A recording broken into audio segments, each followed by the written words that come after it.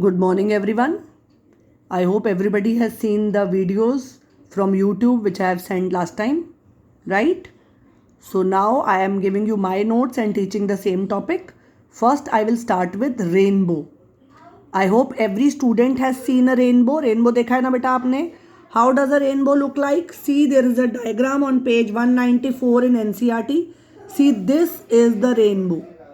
After rain showers, whenever the sun appears for the first time, आपको ये spectrum सारे colours beautiful wonderful spectacular colours you see in the sky violet, indigo, blue, green, red, orange, yellow.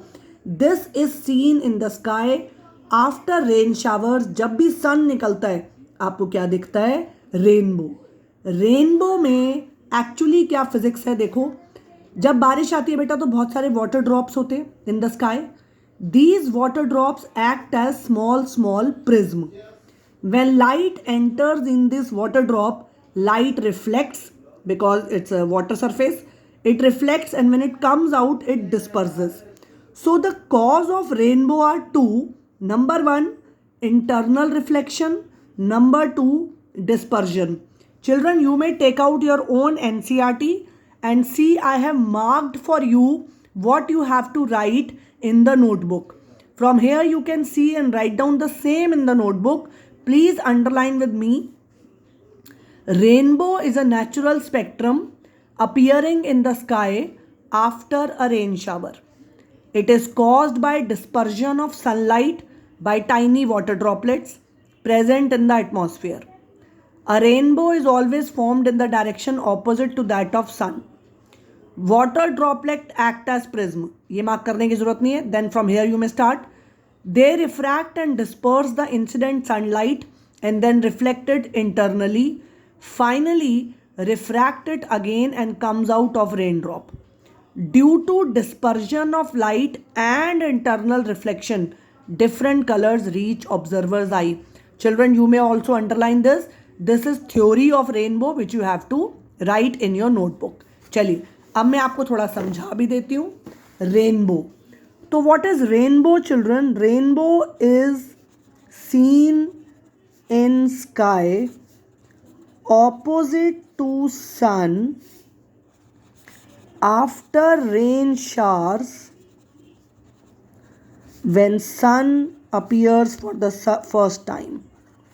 जब बारिश के बाद पहली बार सन निकलता है तो आपको क्लियर स्काई में क्या दिखता है? Rainbow. Rainbow is a natural example of dispersion. Right children. अब देखो बच्चों, बारिश के बाद there are many water droplets in the sky. Water droplets in the sky act as small prism and light. Suppose ये वाटर ड्रॉपलेट्स हैं, बहुत सारे हैं. जब लाइट बेटा इनमें से पास करती है तो सबसे पहले लाइट इज इंटरनली रिफ्लेक्टेड. मान लो इसमें लाइट गई टकरा के वापस, इसमें लाइट गई टकरा के वापस. राइट. लाइट इंटरनली रिफ्लेक्ट होती है and after that reflection light splits in all different 7 colours. Right, सभी में. और इन सब का कॉम्बिनेशन, एक एक का नहीं, इन सब का combination looks like a rainbow.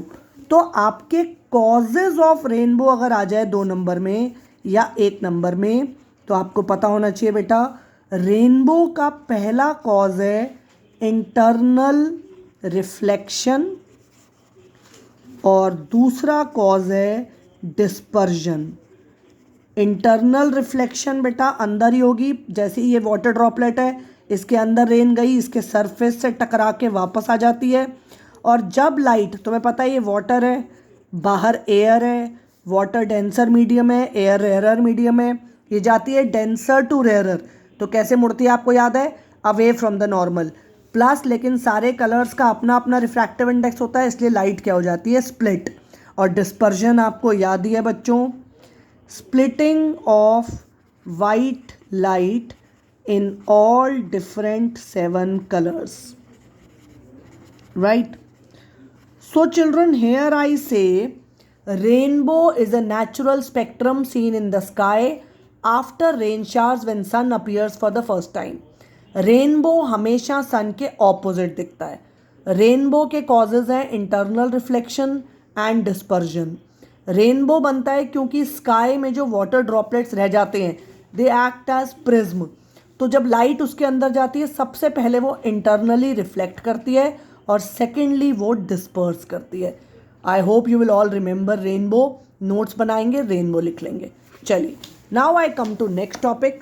This is also a beautiful topic children. This is called atmospheric refraction. Atmospheric refraction बड़ा खूबसूरत टॉपिक है। मैं पहले आपको एक एग्जांपल देती हूँ। आई होप आपने देखा होगा ये सब। सुनो, जब बेटा 13 जनवरी को हम वो लोहड़ी का फेस्टिवल मनाते हैं ना, लोहड़ी के फेस्टिवल में तुम्हें पता है बहुत ठंड होती है। 13 जनवरी को तो बहुत ठंडा टेम्परेचर है, 5 या 6 डिग्री होता है। आप क्या करते हैं, लकड़ियों से आग लगा देते हैं। जब आप आग जलाते हैं तो जहाँ आग जल रही है, जहाँ फायर है, ठीक है, वहाँ फायर के आसपास की जो हवा है वो तो बहुत गर्म हो जाती है भाई, वहाँ तो आग लग रही है। This air is hotter. लेकिन कंपैरेटिवली वो जो लोग मंजियाँ और वो स्टूल डाल के थोड़ी दूर बैठते हैं ना भाई, वो जो दूर बैठते हैं वहाँ क्या है, जैसे जैसे हम दूर जाते जा रहे हैं हवा ठंडी होती जा रही है। बिल्कुल आग के पास गर्म, कम गर्म, और कम गर्म, और गर्म गर्म, ठंडी ठंडी ठंडी, बहुत ठंडी। अब तुम्हें पता है जो चीज़ें गर्म हो जाती है ना बेटा, हॉट, उसके पार्टिकल दूर दूर हो जाते हैं, वो तो होता है रेयरर। और जो ठंडी हो जाती है बेटा, उसके ठंडी चीज़ें सिकुड़ जाती हैं, है ना, उसके पार्टिकल आ जाते हैं पास पास, तो वो हो जाता है डेंसर। यानी बिल्कुल फायर के पास का मौसम गर्म है, रेयरर है, और कंपैरेटिवली दूर का डेंसर है। यानी मीडियम की रिफ्रैक्टिव इंडेक्स बदलता जा रहा है। अच्छा, जैसे आग मान लो तेज हो जाए, तुमने बीच में देसी घी डाल दिया, कोई और चीज़ डाल दी, आग बहुत तेज हो गई, तो आसपास का मौसम और गर्म हो जाएगा। जैसे तंदूर, तंदूर अपना एक दोस्त आज शाम को ले जाओ बच्चों, तंदूर के एक साइड में बच्चा खड़ा करो, एक साइड में तुम खड़े हो जाओ, और वो जो तंदूर में से फ्लेम्स निकलती हैं, गर्म जब तंदूर होता है, तो तुम्हारे दोस्तों का मुंह उस तरफ से ऐसे ऐसे हिलता डुलता नजर आता है, ऐसे वेवरिंग इफेक्ट नजर आता है। Have you seen it children? क्या आपने ऐसा कभी देखा है कि आप लोहड़ी की आग के सेकंड साइड के जो लोग होते हैं वो तुम्हें ऐसे ऐसे ऐसे हिलते डुलते नजर आते हैं? ये जो हिलते डुलते वो नजर आते हैं, this is called atmospheric refraction. क्योंकि मीडियम की रिफ्रैक्टिव इंडेक्स अलग अलग है, मीडियम की डेंसिटी बदल गई है, कहीं मीडियम रेयरर है, कहीं डेंसर है। तो due to change in refractive index of medium rapidly, क्योंकि बार बार बदल रहा है, wavering effect is there. Wavering effect of light is seen. और ये जो वेवरिंग इफेक्ट है, हिलता डुलता इफेक्ट है, this is called atmospheric refraction. Come to book बच्चे at page 194, topic you can see atmospheric refraction. You might have observed the apparent random wavering or flickering of objects seen through a turbulent stream of hot air rising above a fire or a radiator. आप भी बेटा honestly अपनी book लाइए, book में से मेरे साथ इसे पढ़िए, अंडरलाइन कीजिए।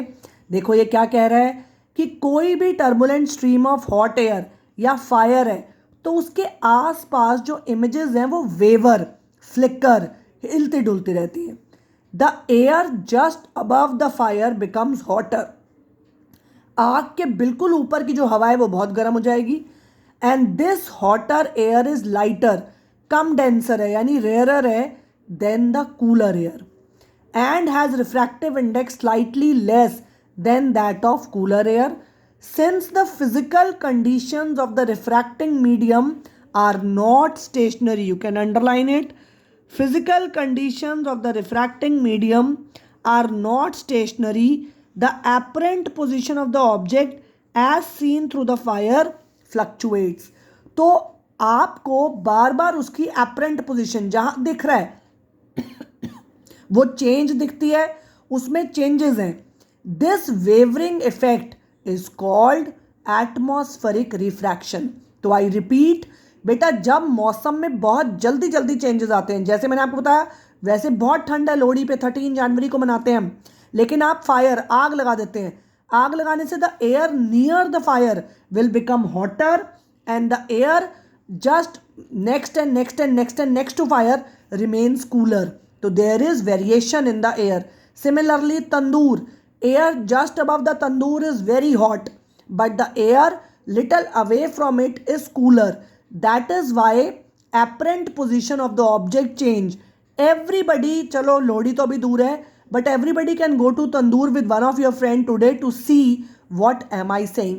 तंदूर की एक साइड दोस्त को खड़ा करो, एक साइड तुम खड़ा हो, और जब तंदूर से दो रोटियां बन के बाहर निकलेंगी तो दोस्त भी हिलता डुलता नजर आएगा तुम्हें।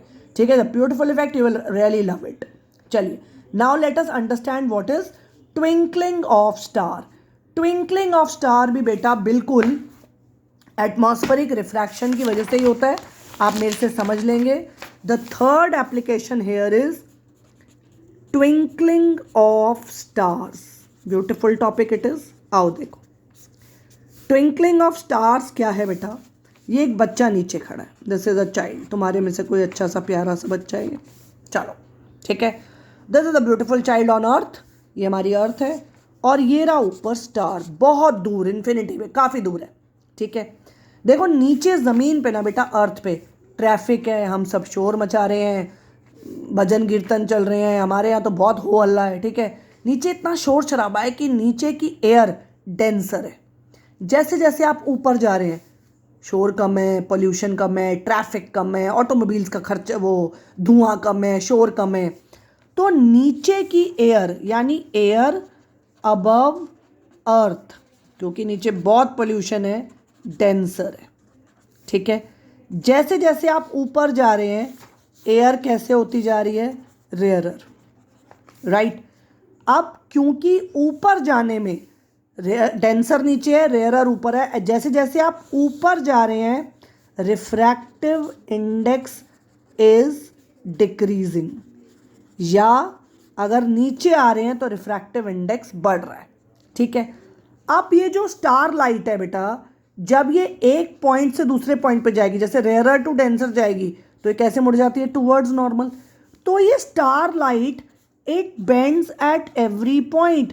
ये मान लो जो बच्चा यहाँ खड़ा है, मान लो एक और लाइट आती, यहाँ तक पहुँचते पहुँचते तो ये हर पॉइंट पे बदलती जा रही है, इसका पाथ चेंज होता जा रहा है। क्यों? क्योंकि रेयरर टू डेंसर आ रही है, सीधी तो आ नहीं सकती। और सीधी क्यों नहीं आ रही बेटा? क्योंकि मीडियम की डेंसिटी रास्ते भर में अलग है। तो बच्चे को यहाँ दिखती है जी लाइट, बच्चे को तो लगता है लाइट सीधी आ रही है, तो जब वो फुट्टा रख के सीधी लाइन देखने की कोशिश करता है, तो वो स्टार जो एक्चुअली यहाँ है वो उसे यहाँ नज़र आता है। ये है बच्चा पार्टी स्टार की एक्चुअल पोजीशन, और ये है स्टार की एपरेंट पोजीशन। अब मजे की बात यह है कि ये एपरेंट पोजीशन भी फिक्स्ड नहीं है। क्यों? क्योंकि मौसम दिन में अलग, रेयर डेंसर, शाम में अलग, रात में अलग, रात में भी 12 बजे अलग, 1 बजे अलग। मीडियम की डेंसिटी कोई फिक्स थोड़ी है अर्थ की, राइट। किसी दिन आज अचानक 15 अगस्त आ गया जी, सारी दुनिया कुतुब मीनार और लाल किला पहुंच गई और इंडिया गेट पहुंच गई, इतना शोर शराबा मचा दिया, वंदे मातरम करके इतना शोर मचा देते हैं इंडिया में तो लोग, राइट। कोई और ख़ास बात हो गई, तो यहाँ तो मीडियम की डेंसिटी एक एक मिनट में बदल रही है, तो ये एपरेंट पोजीशन भी बार बार चेंज होती रहती है। Even this apparent position is not stationary, it keeps on changing. यानी light coming from the star entering in the eye fluctuate. आंख में पड़ने वाली light from the star is not fixed, वो चेंज होती रहती है, और क्योंकि वो चेंज होती रहती है इसलिए इट ट्विंकल्स, ऐसे लगता है वो चमक रहा है, it is twinkling. Open the book again at page 194। I hope अब तक आप सबके हाथ में एनसीईआरटी होगी। कुछ निशान मैं लगा रही हूँ, वरना वीडियो में से देख के आप लगाएंगे। पहले तो बुक देखो जी, ये रहा बच्चा, ये रहा स्टार, ये रही उसकी एपरेंट पोजीशन, नीचे आने पे रिफ्रैक्टिव इंडेक्स इंक्रीज हो रहा है। अगर आप इसे ध्यान से देखें तो आइए, twinkling of star is due to atmospheric refraction. पहली तो ये बात है। Starlight on entering the Earth atmosphere undergoes refraction continuously, right? Starlight जो अर्थ एटमॉस्फेयर में आ रही है वो हर पॉइंट पे रिफ्रैक्ट हो रही है। आई होप ये मैं तुम्हें अच्छी तरह समझा चुकी हूँ कि इवन अर्थ पे एयर नीचे अलग, थोड़ी उससे ऊपर अलग, उससे ऊपर अलग, उससे ऊपर अलग, तो जैसे जैसे आप ऊपर जा रहे हैं एयर की डेंसिटी बदल रही है। Since the atmosphere bend starlight towards the normal, बताया ना मैंने आपको, नीचे आ रहा है भाई, रेयर टू डेंसर तो towards normal, apparent position of the star is slightly different from the actual position. Star की apparent position actual से different है, and also this apparent position is not stationary, ये stationary नहीं है, but keeps on changing slightly. Since the physical condition is not stationary, as was the case in previous paragraph, the stars are very distant and they are approximately point size. As the path of the ray coming from the star goes on varying, the apparent position also fluctuates and amount of light, next page I am reading for you, amount of light from star entering the eye flickers, आँख में आने में वो flick करती है, change होती रहती है, and the star sometimes become brighter, कभी fainter, and this is called twinkling effect. बेटा सब बच्चे थ्योरेटिकल टॉपिक हैं ये, आई अंडरस्टैंड, सब बच्चे बुक में से, मेरे नोट्स में से अच्छी तरह पढ़ेंगे और इसको लिखेंगे. This is twinkling of stars. बस अब इसमें एक लास्ट टॉपिक करा रही हूँ कि why planets do not twinkle. ये बहुत आता है बच्चे. Question is why planets do not twinkle. मैं अभी आपको ये सारे टॉपिक वैसे नोट्स में भेजूंगी भी सही आज. प्लैनेट ट्विंकल क्यों नहीं करते? पहली बात, प्लैनेट एक बड़ा मैसिव ह्यूज बॉडी है, ठीक है. दूसरी बात, planets are closer to earth than stars, ठीक है. प्लैनेट जो हैं वो हमारे से सन से स्टार्स के कंपैरेटिवली ज़्यादा पास हैं. Planets are closer to earth as comparison to stars, ठीक है. तो इसलिए जैसे स्टार तो हमें कैसे लगते हैं बेटा? Point sized. लेकिन प्लैनेट हमें पॉइंट साइज नहीं लगता, प्लैनेट हमें बड़ा सा लगता है. This is a big planet. Rather planet बजाय एक पॉइंट के, planet is collection of many points. Collection of many points. All points twinkle. सब में एक सिंगल सिंगल इफेक्ट है. मान लो ये 5 सेंटीमीटर ऊपर, ये 5 सेंटीमीटर नीचे, ये 2 सेंटीमीटर लेफ्ट, ये 2 सेंटीमीटर राइट, ये 1.5 सेंटीमीटर एंगल्ड, ये इधर. हर पॉइंट ट्विंकल कर रहा है, तो हर एक पॉइंट दूसरे की ट्विंकलिंग को क्या कर देता है? नलीफाई. एक दूसरे के इफेक्ट को कैंसिल कर देता है, और कैंसिल कर देता है तो नेट इफेक्ट क्या हो जाता है? ज़ीरो. इसलिए प्लैनेट्स डू नॉट ट्विंकल. जैसे ग्राफ होता है ना बेटे, एक पॉइंट अगर +2 पे है और एक -2 पे है तो नेट डिस्टेंस कितना हो गया? 0. Similarly you can read on page 195 कि why planets do not twinkle. आइए ये पूरा पैराग्राफ आप लिख लेंगे और बहुत खूबसूरती से एनसीईआरटी ने समझाया है. ये आंसर आपको मिलेगा यहाँ, why planets do not twinkle. देखो, planets are much closer to earth, पास हैं. They are seen as extended sources, बड़ा है, मैसिव है. We consider planet a collection of point, जैसे मैंने आपको बताया एक की जगह कई पॉइंट्स हैं. Total variation in the amount of light entering our eye from all individual points nullify to be 0. Therefore nullify twinkling effect. इसलिए ट्विंकलिंग इफेक्ट नहीं होता है. बच्चे रीड ऑल द टॉपिक. तो आप रेनबो पढ़िए, atmospheric refraction 2, twinkling of star 3, why planets do not twinkle 4. ये चारों टॉपिक आप एनसीईआरटी में से भी पढ़िए. इस वीडियो को 2-3 बार देखो, and then I am sending you notes also of all these 4 topics.